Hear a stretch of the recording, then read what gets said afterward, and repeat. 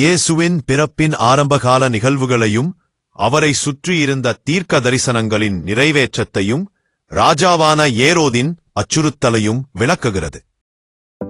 மரியாளுக்கும் யோசேப்புக்கும் திருமணம் நிச்சயிக்கப்பட்டிருந்தது. அவர்கள் இன்னும் கணவன் மனைவியாக வாழும் முன்னரே மரியாள் பரிசுத்த ஆவியினால் கருவுற்று இருப்பது தெரிய வந்தது.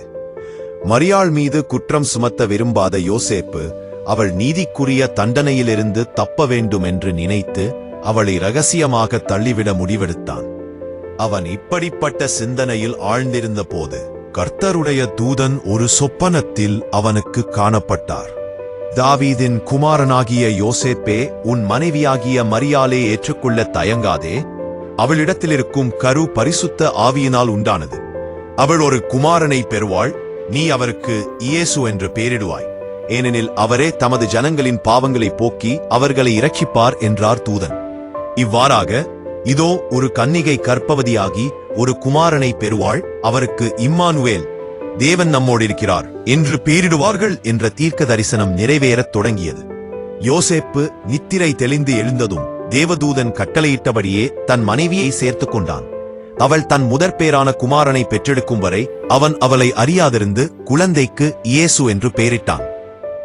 இயேசு பிறந்த சில நாட்களுக்குப் பிறகு கிழக்கிலிருந்து சில சாஸ்திரிகள், ஞானிகள் எருசலேமுக்கு வந்து, யூதருக்கு ராஜாவாக பிறந்திருக்கிறவர் எங்கே?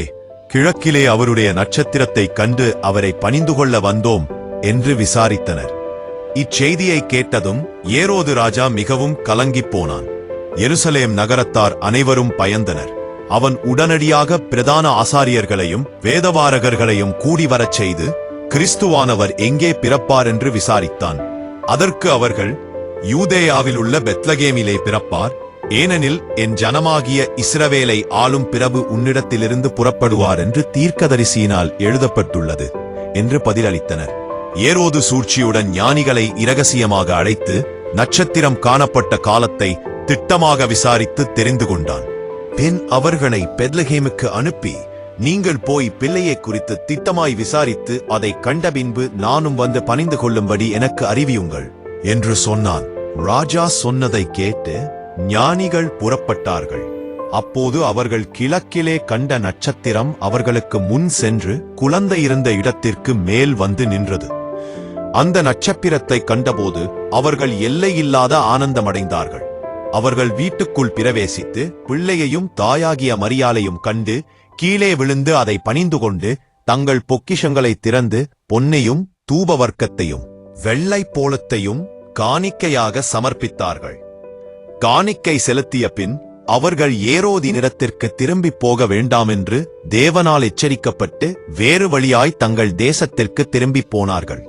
ஞானிகள் புறப்பட்ட பின் கர்த்தருடைய தூதன் சொப்பனத்தில் யோசேப்புக்கு மீண்டும் காணப்பட்டு, ஏரோது பிள்ளையை கொலை செய்யப்பன், நீ எழுந்து பிள்ளையையும் தாயையும் கூட்டிக் கொண்டு எகிப்துக்கு ஓடிப்போய் நான் உனக்குச் சொல்லும் வரை அங்கே இரு என்றார். யோசேப்பு உடனடியாக எழுந்து இரவிலே பிள்ளையையும் தாயையும் கூட்டிக் கொண்டு எகிப்துக்கு புறப்பட்டு போனான். ஏரோது இறக்கும் வரை அவர்கள் அங்கே இருந்தார்கள்.